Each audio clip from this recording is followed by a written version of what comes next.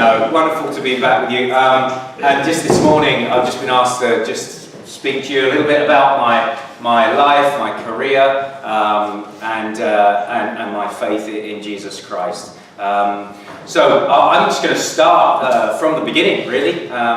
And I think I'll probably be around about half an hour because I've got to get to Stamford Bridge today. Lamont's driving me there.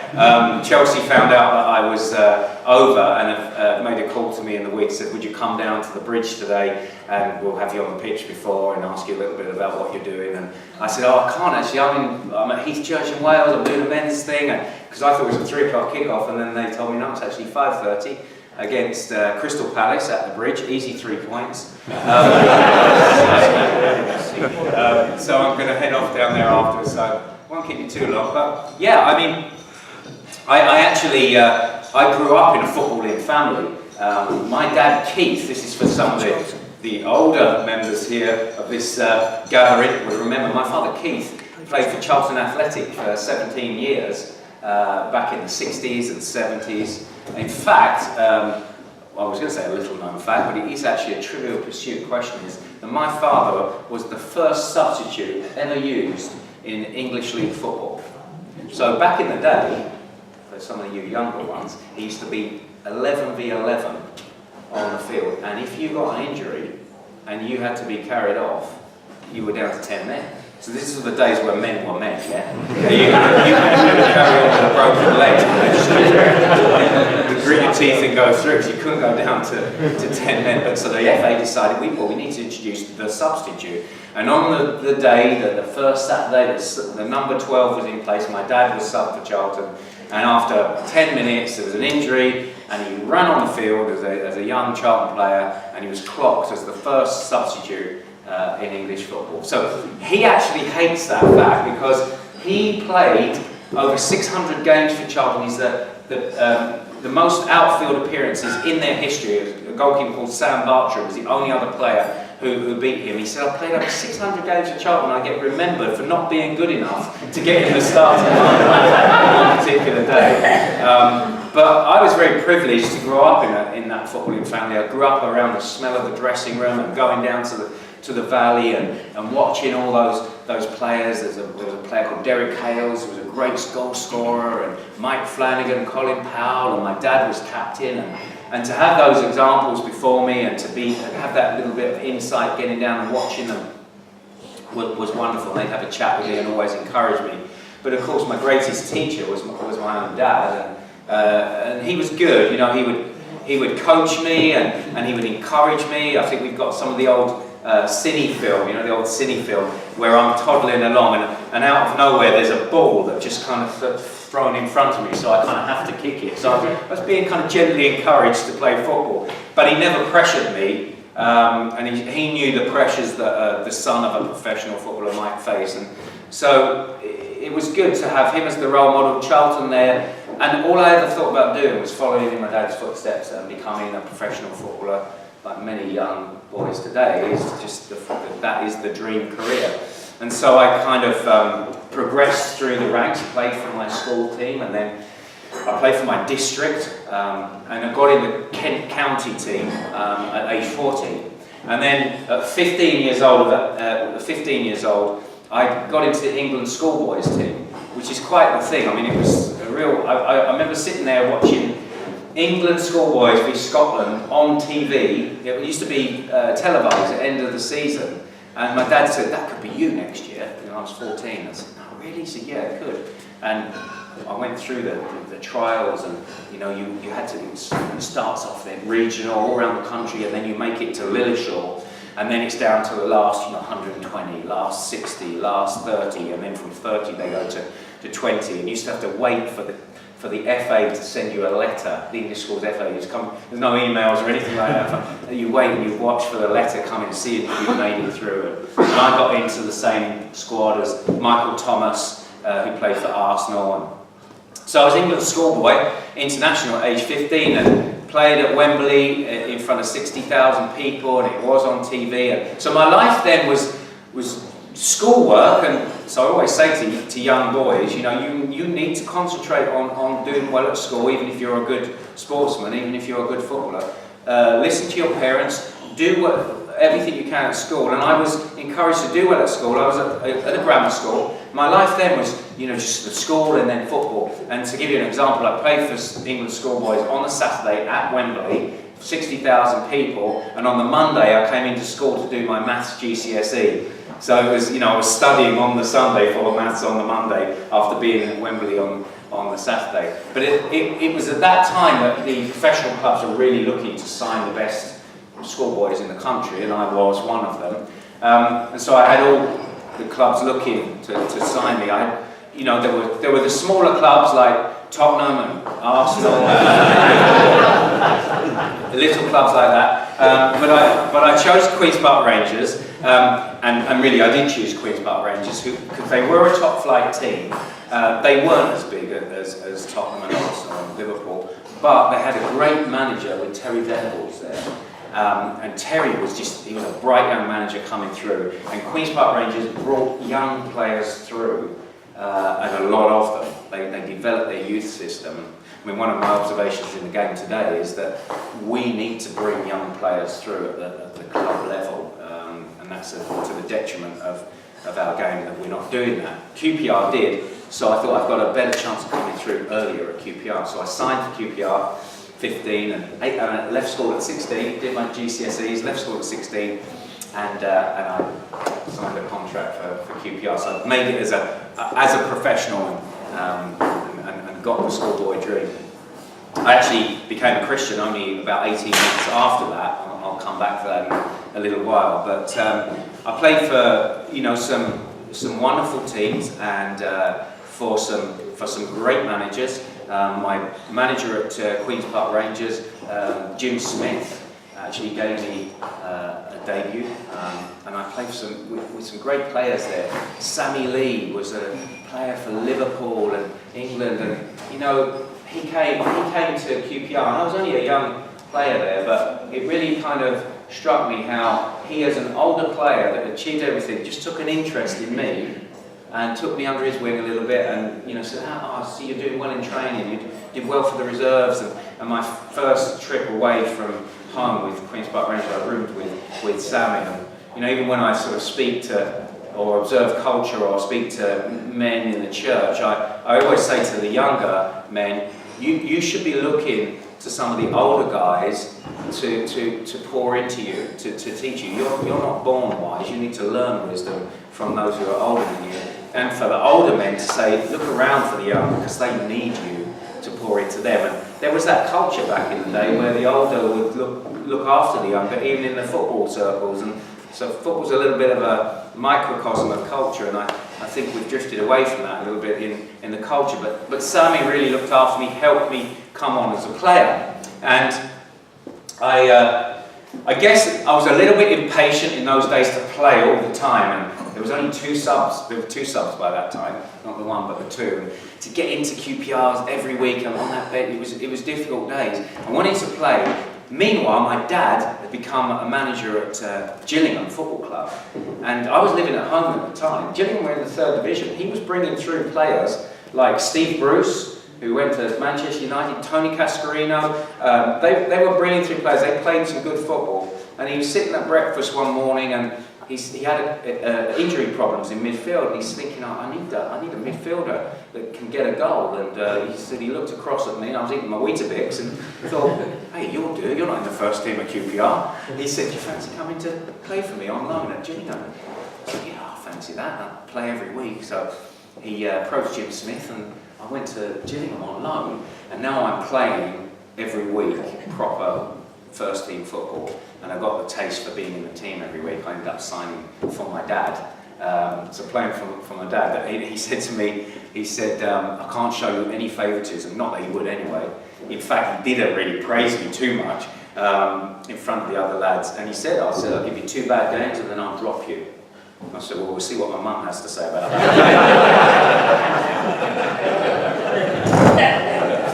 Fortunately, I did okay when I was at Gillingham. My dad unfortunately got the sack after being there 6 years, but I went on and did okay. Then Harry Redknapp signed me for Bournemouth. Bournemouth were in what is the Championship now, And Harry was another bright young manager coming through. I mean, when I think back to the managers I've played for, I've been privileged to play some really good managers. Harry was really good, really sharp, young. I remember meeting Harry in the car park to sign my contract. That sounds dodgy, doesn't it? Meet Harry in the car park to sign a contract. But it wasn't. And he pulled up with young Jamie Redknapp. He was only 15, 16 then, young Jamie, but really good young player. And he would play in training with us professionals. And you thought, well, even then, he's really good, he's young Jamie. And of course, he went on to do great things in the game. And I had a year at Bournemouth. And then I remember there was a training session, and Harry was on his phone. And Harry was often on his phone, placing a bet on the dogs or the horses. And but this time he was on the phone to another manager, and he came over to me after the training session. He said, "Gavin," he said, "Newcastle United have come in for you." And I thought, all right. Okay. He said, "So you can go speak to them if you want. I won't hold you back." So I went home to my wife. Now, by this time, we'd been married only a year. And we'd moved to Bournemouth. Lovely place, Bournemouth. The seaside and the beach. And we just got our first little house and had it all nicely done. And I said to her, I came home and said, "Amanda," I said, "Newcastle United coming for me." I said, "I think we've got to go." And she just burst into tears. And she went, "Where's Newcastle?" I said, "It's up north and it's really cold." But she didn't even know where it was. She didn't know Newcastle was a big team, but knew that we had to go. And that was the big move for me, because at Newcastle, Jim Smith signed me there, because he'd gone by that time to QPR to Newcastle, is where it took off for me. Jim left, Ozzy Ardiles came in.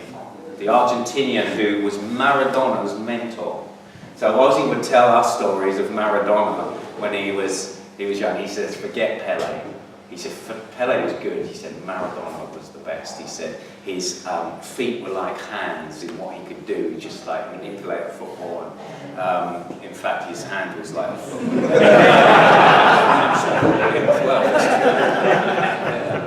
But Ozzy was great to bring young players through, and he really encouraged players like Lee Clark and Steve Watson, Alan Thompson, Steve Howie, who went to play for England, and myself. And he put me in his diamond formation that he played, and I played right behind the front too. And that was perfect for me, because I could get forward to score goals and come back into that midfield area. We weren't a good defensive team then, so we'd attack and then we would let goals in. And Ozzy, they let him go in the end. And then the day that Ozzy was let go, I was driving over the Tyne Bridge to go home, and I heard on the radio that Newcastle United have signed Kevin Keegan as the manager. And that made my hairs on the back of my neck stand up, because Kevin was a hero of mine, and he was a hero at Newcastle. Kevin was one of the first millionaires in football. He'd been European Footballer of the Year twice. He finished his career at Newcastle. He even left in dramatic style. They flew him off the pitch in his last game in a helicopter. And he went to live in Marbella for 7 years. He retired, he could, because he had the money. He played golf with Sean Connery. That was his life. And I think he said then the only club he would come back to England for is Newcastle United. And of course they came calling, and Kevin came back. Now, you learn, I've talked about the managers I've played for, you learn from leaders around you. And people say to me, "Kevin Keegan, what's he like?" I said, "A great motivator of men." That's Kevin's great strength as a leader, a motivator of men. I mean, come into the room, he's shorter than me, Kevin, but his presence is just really big. And he said to us, we're going to battle against relegation first season. He said, "We will survive and watch this club take off afterwards." And he made you believe it. To give you an example of his motivational skills, his first game in charge was Bristol City at home, at St James's Park. They locked 5,000 Geordie fans out of the stadium because it was just heaving. Everyone was there to see Kevin Keegan. And he was going around the changing room before the game, and I started speaking to different ones, just getting in their ear and just talking to them. And then he came to me, and he looked in my eyes and he said, "You're the man today." He said, Bill Shankly used to say to me, Bill Shankly, who was a great Liverpool manager of old, right? And he treated Keegan like a son, which Keegan played for Liverpool as a player. He said, Bill Shankly used to say to me, just go out there and drop hand grenades all over the field. In other words, just go out and cause trouble wherever you go, you are the man. And I thought, Shankly used to say that to Keegan, and now Keegan's saying that to me. Like, I couldn't wait to get down that tunnel, and I burst out onto the pitch at St James's, and I ran all day, and we won 3-0, and I had a decent game, and it just, it shows you. And then a few years later, he went on to manage England, and they played Poland at Wembley, first game, and Paul Scholes, who was an attacking midfielder in those days, he said the same thing about Kevin. He said, a great motivator of men. He actually said that in the paper the next day. He said, Kevin Keegan is a great motivator of men. He said to me in the dressing room before the game, Bill Shankly used to say to me. And I was reading that, I thought, I was special. But clearly Kevin just knew what to say to one and to another, and to make you tick. That was Kevin, and I was privileged to play for Kevin and to get promotion with Newcastle. In fact, I just was there just over a week ago. It's 25 years since we got promotion with that team, and they had a kind of a reunion thing up there 25 years ago. It just shows you, just to give you an insight into footballers' life, is that footballers are just ordinary people. You go through all the things. And I remember that promotion, and afterwards we rode in the open top bus thing, around the city, and there must be 150,000 Geordies lining the streets, and I was club captain. I'd signed a new contract, so you think, does life get better? My wife was pregnant with our first child. She went into labour 2 weeks afterwards, and it was a very, very difficult labour, very grueling. She was 2 days in labour, 48 hours, and eventually Jake, our son, was born, and you just look, it's a boy or a girl, obviously. He was a boy, and then he went to cry, and as he put his arms out, I could see that a third of his right arm was missing. He was born without his right hand, and he's got a third of his forearm there.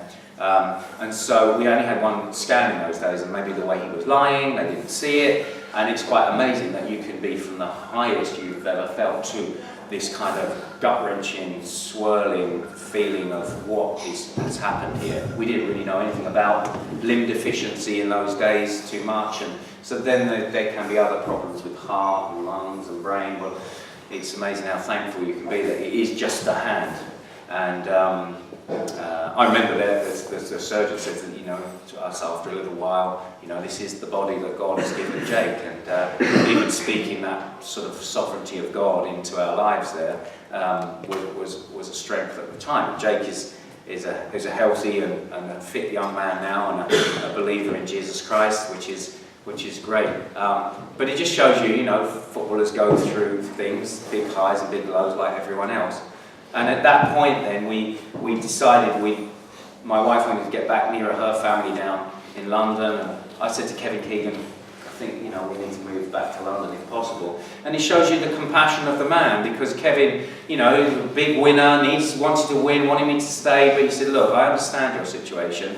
He said, and I won't outprice you in the market. And literally a month later, Glenn Hoddle got the Chelsea job. And he called me up and he said, Gavin, I'd like to join my football club here at Chelsea. I think I'm going to change the way that Chelsea play, and you can be integral to that. And so I signed for Chelsea. Kevin Keegan called me up on the way down as I was driving to London. He said, you will learn more from playing with Glenn Hoddle in training than anything else, because Glenn was just a genius of a player. He was player manager for Chelsea. Our first season, he just changed the atmosphere and the way that we played. I was just saying to the lads here at the table, when I joined Chelsea, we come off the training field and you know what we have? We put straight back into our bodies, tea and biscuits. We had a big pot of tea in the middle of the changing room with a pile of biscuits, and that's what the lads would pound back after training your body to play at the top level on a Saturday. And we had a biscuit rota. Dennis Wise was in charge of it, remember Dennis? he'd ring you up on the way in. Oh, Peacock, make sure you get good biscuits, hobnobs, and all of those. Otherwise, you'll be double biscuits tomorrow. And that's what. And Glenn went, no, that's rubbish. You've got to have pasta and salad. And remember, Glenn had been abroad at Monaco, and he learned from Arsene Wenger. Wenger was his manager at Monaco. So he brought this new style in. And my first season at Chelsea was great. Highlight: beating Manchester United twice, home and away, doing the double over United, and I scored both. It was 1-0. I scored in both games. 1-0 at the Bridge, 1-0 up at Old Trafford, and then we played them in the FA Cup final. So we went on this run. We were kind of mid-table in the league, but we went on a run in the FA Cup, and I scored in every round all the way to the final. And so it was set. Reds v Blues, North v South, Cockneys v the Northerners. And we've walked out of Wembley, and it's just one of those things at the old Wembley, is, you know, the tunnel comes out, doesn't it? Protrudes out. So as you walk out, they see you down the far end first. So what it sounds like is this: they see you and start cheering, so it sounds like this. Like it comes around the back of you as everyone catches onto it and you walk out. Still makes your hairs stand on end, you know. And it was 90,000 people, great atmosphere, and they had a team, Manchester United. But we'd just been able to do a job on them, and Glenn had said each time, you might just, you know, keep defensively tight. They had Chelskas and Giggs and Keane and Ince and Cantona and Hughes and Irwin and Parker and Bruce and Pallister and Schmeichel, so you can name the team. You know all those players because they were so good, they were winning everything. But keep tight, we might get one opportunity and win it like we did in the league. So we've gone out there and we're playing really well. We're actually playing well in the first half, and then 20 minutes into the game, Paul Ince has jumped up for a ball and he's headed it, and it's dropped to me. And in one movement, I flicked it from my right foot to my left. And you know, when you hit the ball or golf shot or tennis and you don't even feel it leave your foot or hand, it just flew. And it's a left foot volley.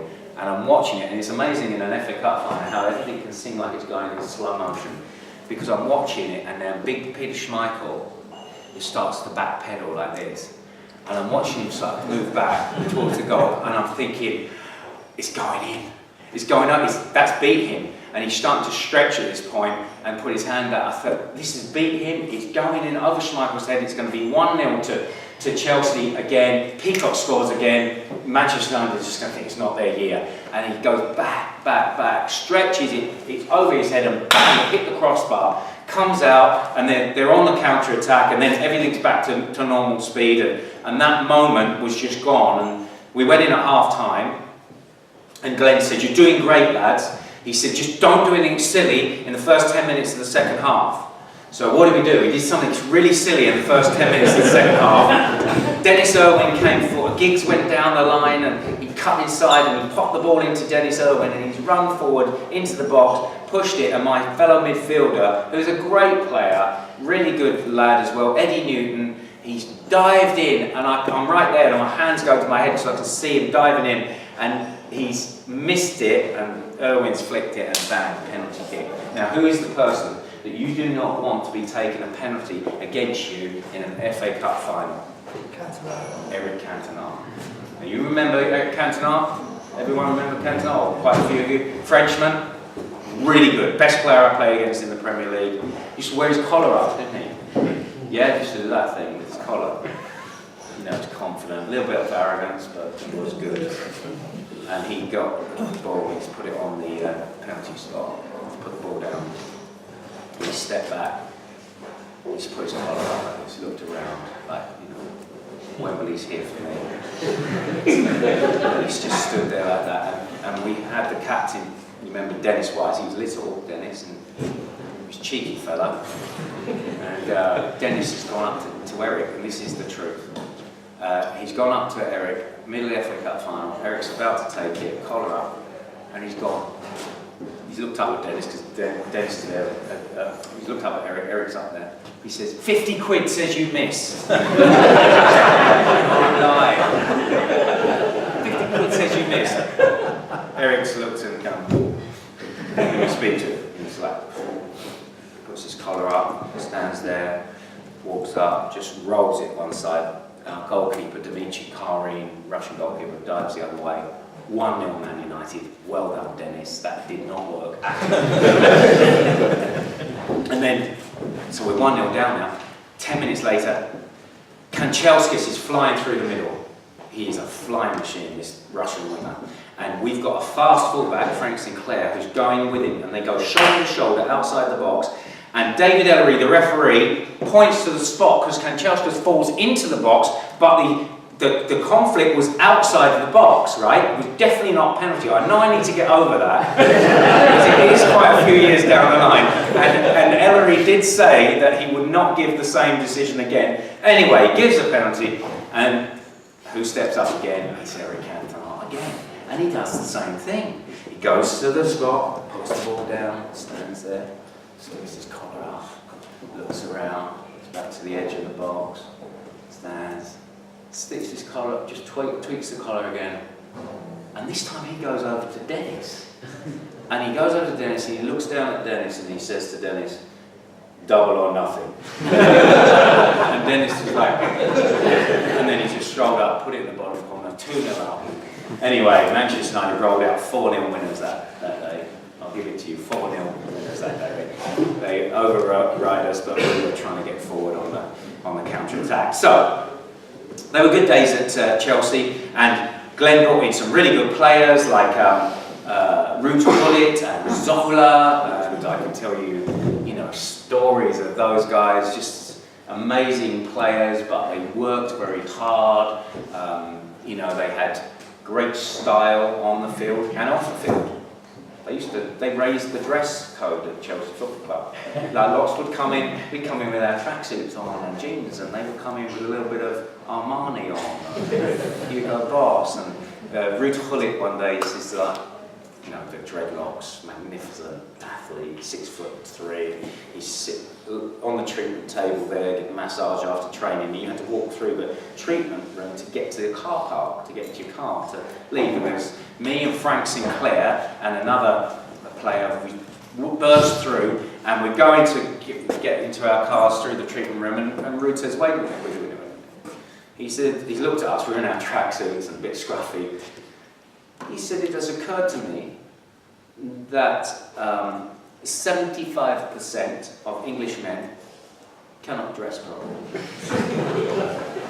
75%. And Frank Sinclair, my teammate, and wasn't the best at maths, said, "Well, I'm the other 50%.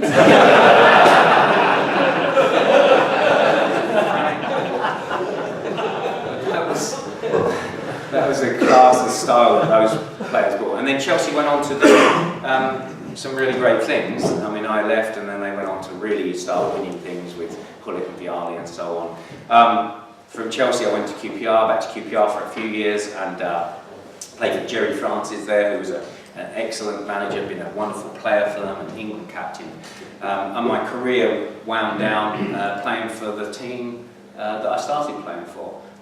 So I played with some wonderful players, for some great managers. It was a privilege. And when I finished playing, Jerry Francis said, "Oh, you should be a manager, you should do your badges." I said, "Jerry, I've seen what that's like. My dad was a manager. It's 24/7. It's almost got to be like a calling.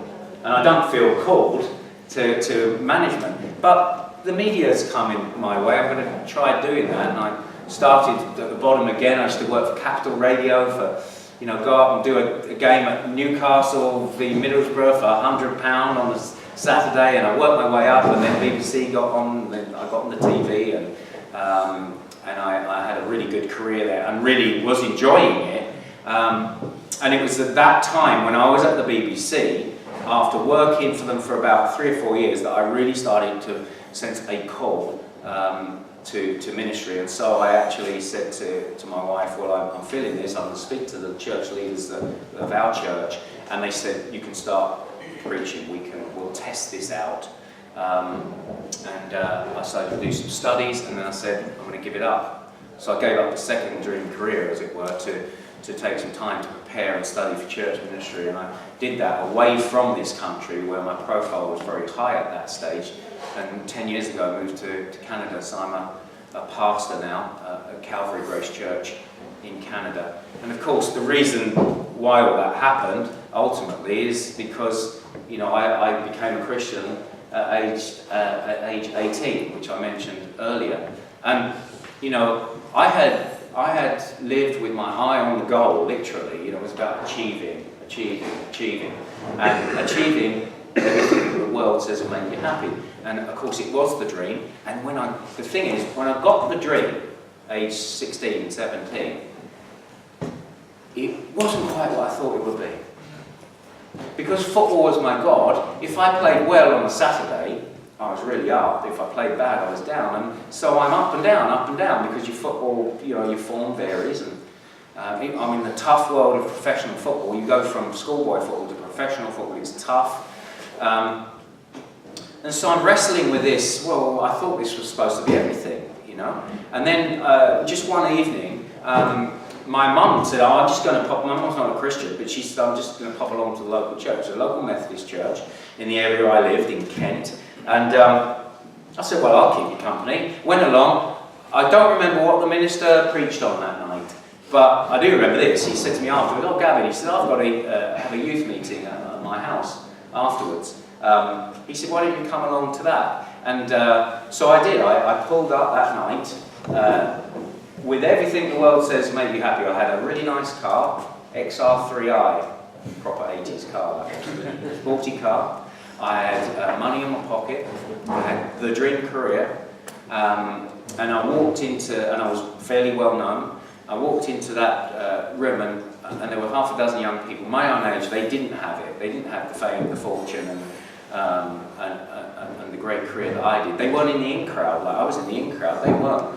But when they spoke about Jesus Christ, and when they prayed, there was a reality and a joy that they had that I did not have, and a purpose and a hope that they had that I did not have. So immediately, that was intriguing and attractive to me. And then as I began to attend that group, I heard over the next few weeks, I heard the minister explain what the gospel was. The gospel it means good news, and it's the good news of what God has done to save people like you and me. And I began to hear him actually tell me from the Bible,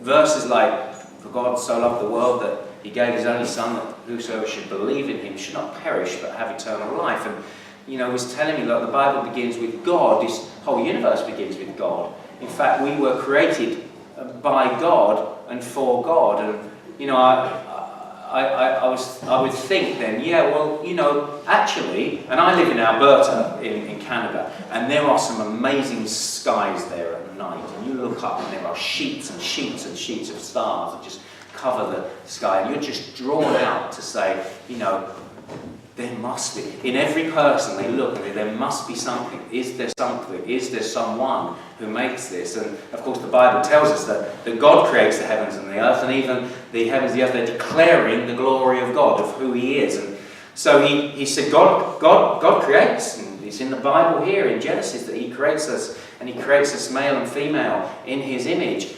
And yet that all of us have sinned against God. All have fallen short of the glory of God and sinned against him.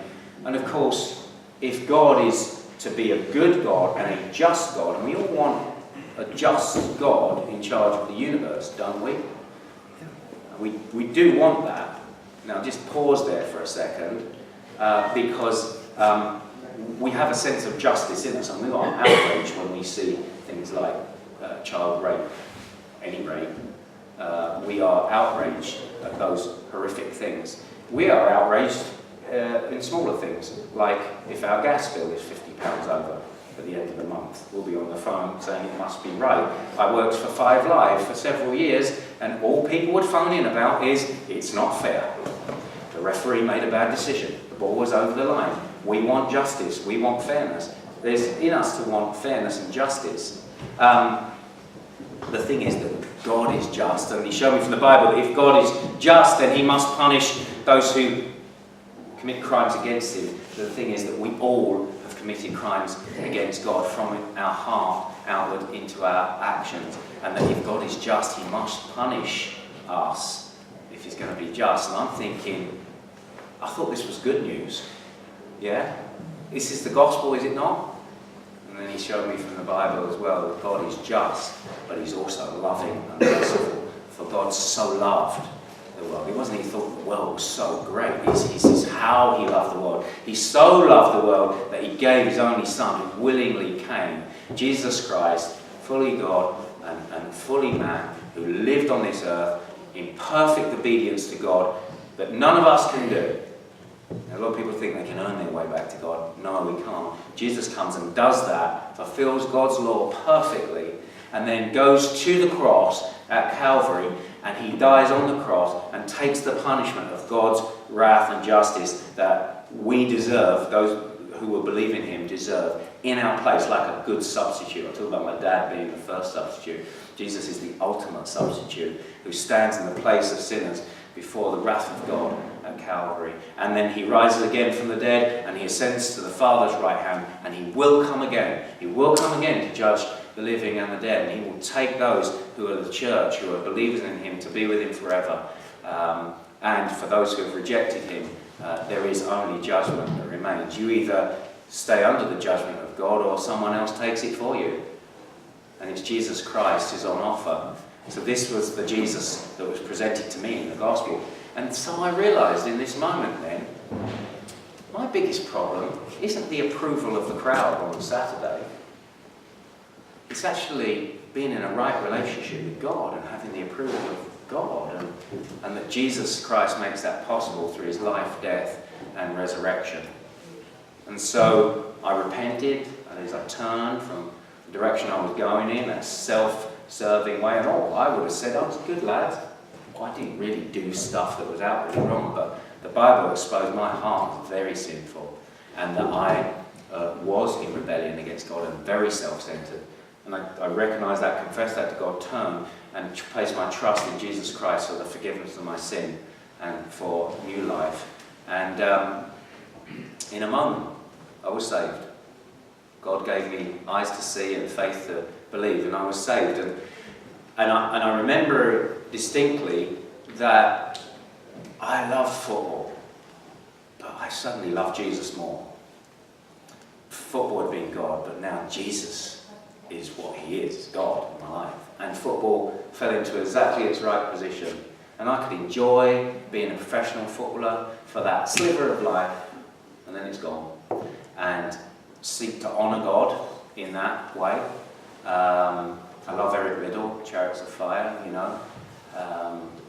what he, attributed to him, words that were attributed to him. God made me for China, which he actually went to and where he died as a missionary, but he also made me fast. And when I run, I feel his pleasure. And I think, I could feel the pleasure of God in playing for God as a Christian footballer. And, not every Christian is called to ministry. But when I was working for the BBC, I never felt it was going to be forever.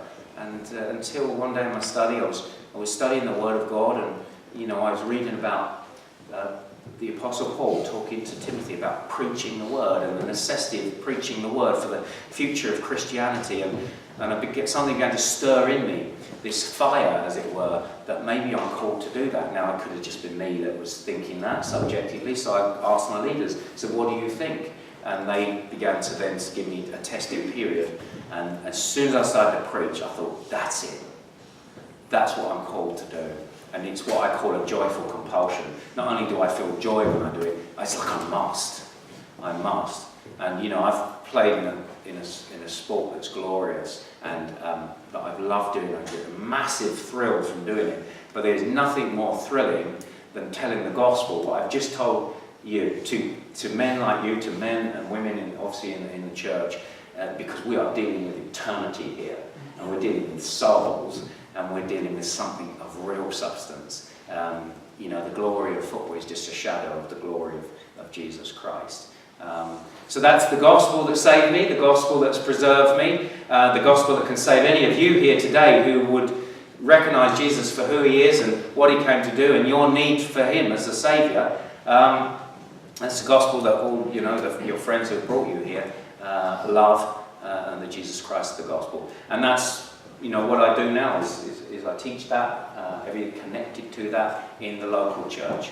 And part of my ministry is to come to travel a little bit, back to my old stomping ground in the UK, and to come and speak. I love to speak to men.